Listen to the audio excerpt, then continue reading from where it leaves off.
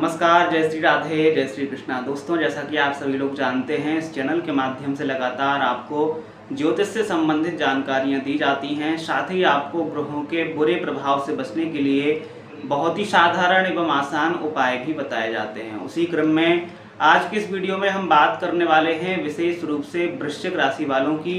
और आज की इस वीडियो में हम जानने वाले हैं विशेष रूप से राहु केतु के प्रभाव के बारे में। यानी वृश्चिक राशि वालों को राहु केतु वर्तमान में क्या फल दे रहे हैं, कितने पॉजिटिव हैं वृश्चिक राशि के लिए, कितने नेगेटिव हैं, कहां पर क्या उतार चढ़ाव दे सकते हैं और कहां पर ये आपको अच्छा भी फल देंगे। तो आज की इस वीडियो में हम विशेष रूप से इसी प्रभाव के बारे में चर्चा करेंगे। लेकिन उससे पहले अगर आप हमारे YouTube चैनल पर नए हों और अभी तक आपने चैनल को सब्सक्राइब नहीं किया है तो लगातार इसी तरह की जानकारी पाने के लिए और हमसे जुड़े रहने के लिए हमारे इस चैनल को भी सब्सक्राइब कर लें। साथ में लगे बेल आइकन को भी प्रेस कर लें, जिससे कि आगे की सभी महत्वपूर्ण जानकारियां सबसे पहले आप तक पहुंचती रहें।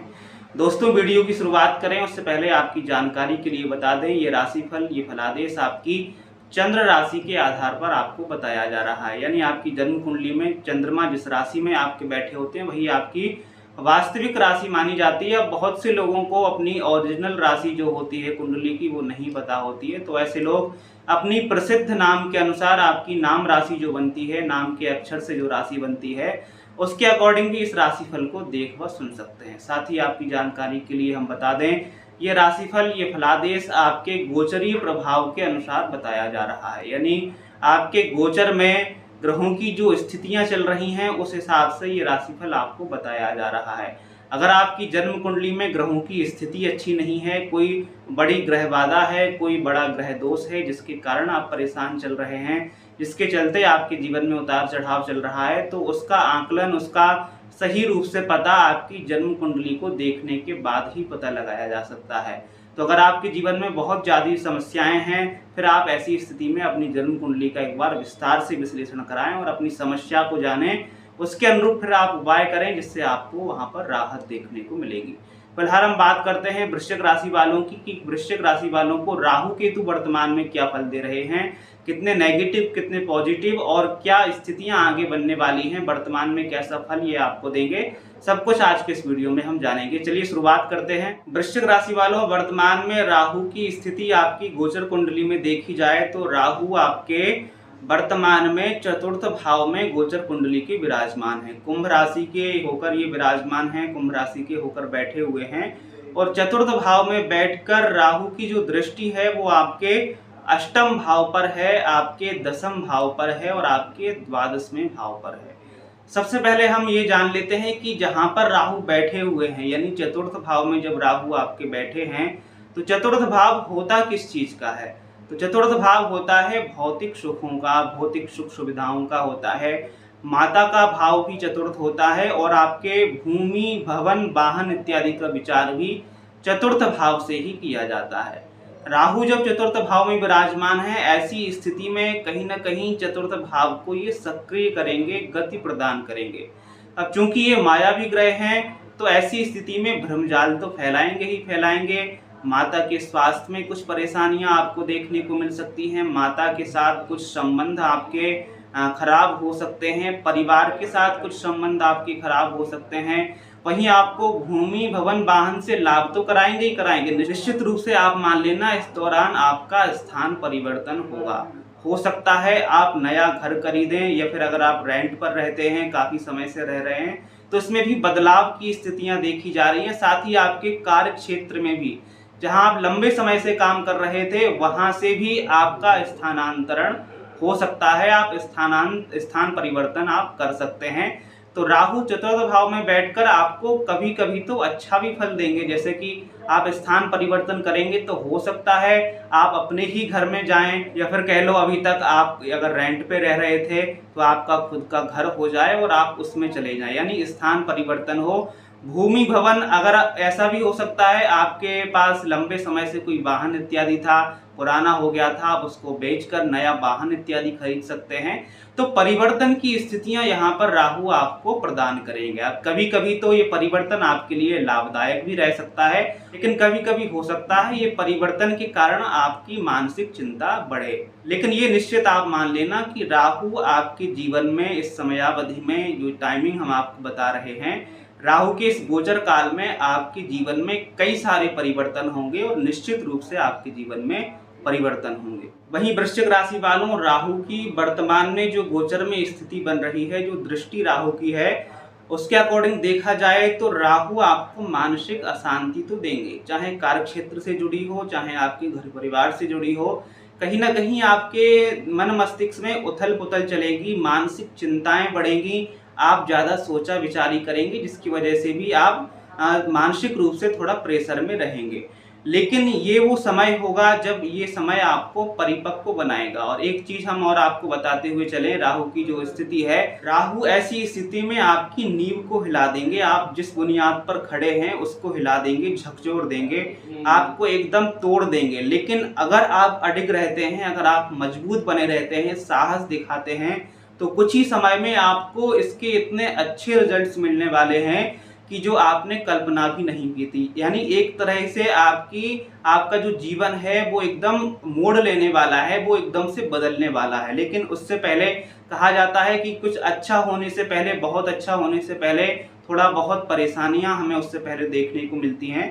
तो ठीक ऐसा ही आप समझ लीजिए कि आपके साथ बहुत अच्छा होने को है, उससे पहले अगर परेशानियां आपके जीवन में आ रही हैं तो आप उसको किसी भी तरह उस टाइमिंग को निकाल के ले जाइए। लेकिन अगर आप अडिग रहते हैं, साहस के साथ उस समय का आप सामना करते हैं, तो निश्चित रूप से कुछ ही समय में राहु की ही कृपा से, राहु महाराज की ही आशीर्वाद से आपको ऐसा समय आपके सामने आने वाला है कि जिसकी आपने कल्पना ही नहीं की थी। यानी आपके जीवन को एकदम से बदल देने वाला वो समय होगा जिसका आप लंबे समय से इंतजार भी कर रहे थे, या फिर ऐसा आपने सोचा भी नहीं था। इतना अच्छा आपके जीवन में हो जाएगा अगर आप धैर्य रखते हैं, साहस के साथ अगर आप अपने बुरे समय का या फिर कह लो संघर्ष के समय का सामना कर लेते हैं। तो वृश्चिक राशि वालों, वहीं जैसा कि हमने बताया आपको कि दसम भाव पर भी राहु की यहाँ पर दृष्टि है, तो दसम भाव पर जब राहु देखेंगे तो ऐसी स्थिति में कहीं ना कहीं आपके कार्य क्षेत्र में, आपके करियर में भी असंतुलन देखने को मिलेगा।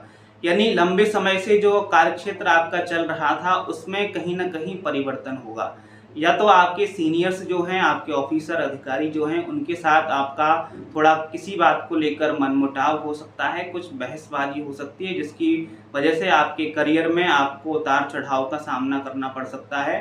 या अगर आप प्राइवेट सेक्टर से जुड़े हैं, ऐसी स्थिति में भी आपके स्थानांतरण के यहाँ पर योग बनेंगे, आप कार्य क्षेत्र में बदलाव करेंगे, आप नौकरी में आपका परिवर्तन हो सकता है। अगर आप प्राइवेट सेक्टर से हैं, प्राइवेट जॉब करते हैं, ऐसी स्थिति में आपके सीनियर्स के साथ संबंध बिगड़ेंगे और आप स्थान परिवर्तन करेंगे, आप जॉब में, अपनी नौकरी में परिवर्तन यहाँ पर करेंगे।